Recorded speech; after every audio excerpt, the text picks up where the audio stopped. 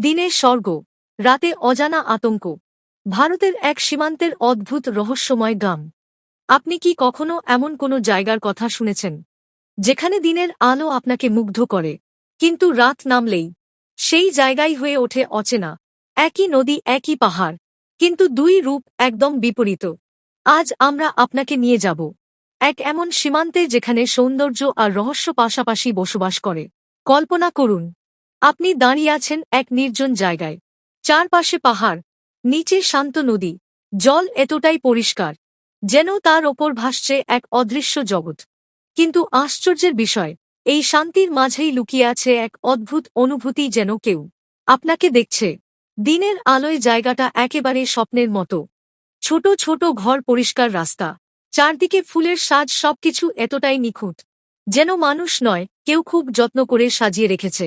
পর্যটকরা এখানে আসে শান্তি খুঁজতে, প্রকৃতির সৌন্দর্যে হারিয়ে যেতে। আর সেই নদী দূর থেকে দেখলে মনে হবে নৌকাগুলো জলের ওপর নয়, আকাশে ভাসছে। এতটাই স্বচ্ছ জল যে নিচের প্রতিটি পাথর, প্রতিটি ঢেউ স্পষ্ট দেখা যায়। কিন্তু এই স্বচ্ছতার মাঝেই লুকিয়ে আছে এক অদ্ভুত নীরবতা। সন্ধ্যা নামতে শুরু করলেই পরিবেশটা বদলাতে থাকে।